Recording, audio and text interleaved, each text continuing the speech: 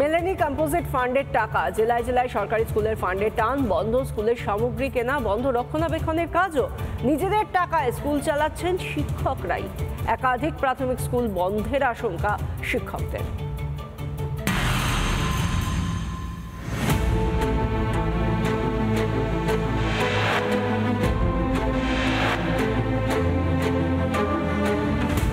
শিক্ষা দপ্তর স্কুল, প্রাথমিক স্কুল সরকারি, সেখানে কম্পোজিট ফান্ডের টাকা মিলছে না। এটা সত্যি খুব অসুবিধার মধ্যে পড়ছেন শিক্ষক শিক্ষিকারা।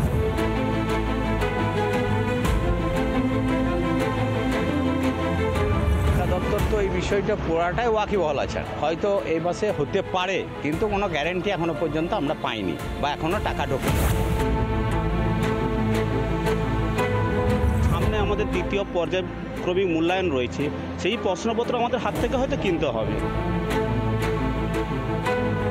আমরা বিশেষত এই ইয়েটার উপরে খুব নির্ভরশীল হয়ে যায়, এবছর পাইনি, তাহলে মেনটেন্যান্সের কাজগুলো একটা তো অবরুদ্ধ হয়ে আছে। বাচ্চাদের মুখ দেখে এই টাকাটা খরচা করে যাচ্ছি, পরবর্তীকালে জানি না আর কতদিন আমি এইভাবে টানতে পারবো।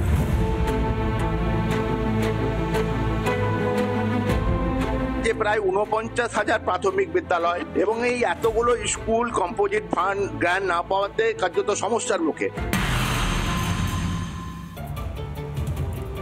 আশঙ্কা আগেই করা হয়েছিল, এবার সেই আশঙ্কাই বোধহয় সত্যি হতে চলেছে। বাংলাদেশের সংবিধান থেকে সম্ভবত বাদ পড়তে চলেছে ধর্মনিরপেক্ষতা বা পরিভাষায় সেকুলারিজম শব্দটি। বাংলাদেশের হাইকোর্টে অন্তর্বর্তী সরকারের অবস্থান স্পষ্ট করলেন অ্যাটর্নি জেনারেল মোহাম্মদ আসাদুজ্জামান।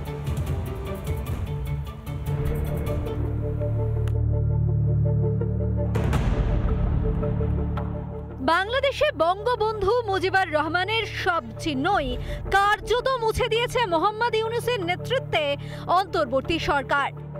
দেশ ছাড়তে বাধ্য হয়েছেন মুজিব কন্যা ও দেশের প্রধানমন্ত্রী শেখ হাসিনাও। ক্ষমতায় এসে 8টি জাতীয় দিবসও বাতিল করেছেন ইউনূস। বাতিলের তালিকায় আছে সংবিধান দিবসও। প্রশ্নটা তখনই উঠেছিল, তাহলে কি এবার আগের সংবিধানও বাতিল করে নতুন করে সংবিধান লেখা হবে বাংলাদেশে? নতুন করে সংবিধান লেখা না হলেও এবার সংশোধনীর পক্ষে সওয়াল করলেন অ্যাটর্নি জেনারেল। বাংলাদেশের হাইকোর্টে মোহাম্মদ আসাদুজ্জামানের দাবি, বদলে যাচ্ছে বাংলাদেশের সংবিধান, বাদ পড়তে চলেছে ধর্মনিরপেক্ষ শব্দটি। হাইকোর্টে জানিয়েছে অন্তর্বর্তী সরকার, ধর্মনিরপেক্ষ শব্দটির প্রয়োজন নেই। এই দেশের 90% মুসলিম, সমাজতন্ত্রের ধারণাও বাদ দেওয়ার প্রস্তাব। ইউনূসের আমলে এমনিতেই মরছে সংখ্যালঘুরা, এবার কি তাহলে এই হত্যা লীলাকেই আইনসম্মত করতে চাইছেন ইউনূস? কিন্তু সনাতনীরাও যে ঘুরে দাঁড়াতে পারে সেটা বোধহয় কল্পনারও বাইরে ছিল মোহাম্মদ ইউনূসের। ধর্মনিরপেক্ষতা শব্দটি বাদ দেওয়া নিয়েও প্রশ্ন তুলেছেন বাংলাদেশের সনাতনীরা। যাদের পূর্বপুরুষ ছিল ভিনদেশী, তারা এখন বাংলাদেশ থেকে সংবিধান বাদ দিতে চায়। খুবই দুঃখজনক। আসলে বর্তমান প্রেক্ষাপটে ভাষাভিত্তিতে স্বাধীনতা পাওয়ার যে দেশ বাংলাদেশ, ধর্মের ভিত্তিতে সংবিধান পরিবর্তন আনা কতটা যৌক্তিক। বাংলাদেশের শাসনভার এখন কট্টরপন্থী মৌলবাদীদের হাতে, যারা নিজের ধর্ম বাদে অন্য কোনো ধর্মকে মান্যতা দেয় না।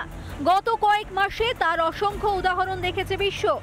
বাংলা ভাষার স্বীকৃতির দাবিতে এই বাংলাদেশেই তো প্রাণ দিয়েছেন কত তরতাজা যুবক। আজ কি তাহলে সেই বাংলাদেশেরই জাতীয় ভাষা উর্দু হতে চলেছে? রিপাবলিক বাংলা।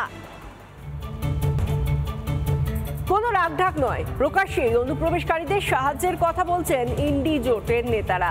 ঝাড়খণ্ডে ভোট প্রচারে গিয়ে প্রকাশ্যে অনুপ্রবেশকারীদের 450 টাকায় এলপিজি সিলিন্ডার দেওয়ার প্রতিশ্রুতি কংগ্রেস নেতা গুলাম আহমেদ মীরের। ভোটের স্বার্থে দেশবাসীর ভবিষ্যৎ নিয়ে ছেলেখেলা, তীব্র কটাক্ষ প্রধানমন্ত্রীর। गैस सिलेंडर का कीमत सिर्फ 450 रुपए।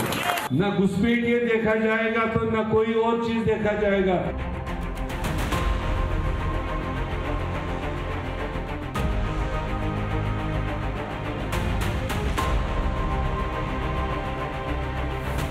কেন এত অনুপ্রবেশ? কিভাবে দেশে ঢুকে বহাল তবিয়তে থাকছে বাংলাদেশ অনুপ্রবেশকারীরা? অনুপ্রবেশের রহস্য অনুমান করাটা বোধহয় এতটাও শক্ত নয়।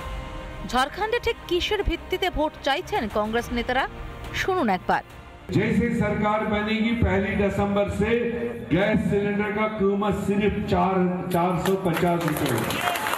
ये आम जनता, ना उसमें हिंदू देखा जाएगा, ना मुसलमान देखा जाएगा, ना घुसपैठिए देखा जाएगा, तो ना कोई और चीज देखा जाएगा। এ যেন একই মুদ্রার এপিঠ ওপিঠ। এ রাজ্যেও তো অনুপ্রবেশকারীদের সাহায্য করার কথা ফলাও করে বলতে শোনা যায় তৃণমূল নেতা নেত্রীদের। অনেক বাংলাদেশি লোক এখানে বসবাস করে, যদি লিঙ্কের কোনো সমস্যা হয়, বাংলাদেশ থেকে যারা এসছে ভোটার লিস্টের নাম তোলার সমস্যা হয়, চাকরি তাই কাজটা ভালো করে দেবে। ভোটের স্বার্থে বিরোধী দলগুলির এই সংকীর্ণ রাজনীতিকে তীব্র আক্রমণ প্রধানমন্ত্রী নরেন্দ্র মোদীর। कि जो घुसपैठिए हैं उनको हम सस्ते में गैस सिलेंडर देंगे। ये वोट पाने के लिए आपके बच्चों के उज्जवल भविष्य के साथ कैसा खेल खेल रहे हैं, ये उदाहरण है। ভোটার কার্ডটা হাতে পেয়ে ইন্ডিদের ভোট দিলেই হলো। এলপিজিতে ভর্তুকি থেকে লক্ষ্যের ভান্ডার সবই পাবেন অনুপ্রবেশকারীরা। লাজ লজ্জা বিসর্জন দিয়ে খোল্লা অনুপ্রবেশকারীদের বার্তা দিচ্ছেন ইন্ডি নেতারাই। 21শে জুলাইয়ের মঞ্চ থেকে কি বলেছিলেন বাংলার মুখ্যমন্ত্রী মনে পড়ে? অসহায় মানুষ যদি বাংলায় দরজা খটখটানি করে, আমরা তাদের আশ্রয় নিশ্চয়ই দেব। ইন্ডি নেতাদের এই স্বার্থপর রাজনীতির ফল ভুগছে দেশের মানুষ। কিভাবে ঝাড়খণ্ডের সাঁওতাল পরগনায় আদিবাসীদের জমি কুক্ষিগত করছে বাংলাদেশিরা, সেই ছবি দেখিয়েছিল রিপাবলিক। যদিও এসবে ভ্রুক্ষেপ নেই মমতা, সোনিয়া, রাহুল গান্ধীদের। আমেরিকানরা বুঝে গিয়েছে অনুপ্রবেশের বিপদ বুঝেই অনুপ্রবেশ আটকাতে বিপুল ভোট দিয়ে ট্রাম্পকে ফের মসনদে বসান আমেরিকানরা।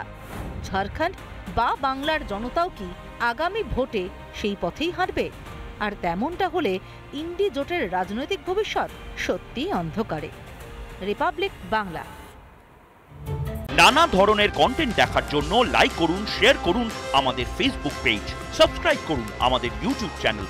পাশাপাশি অন্যান্য ব্রেকিং নিউজের জন্য অবশ্যই চোখ রাখুন রিপাবলিক বাংলায়।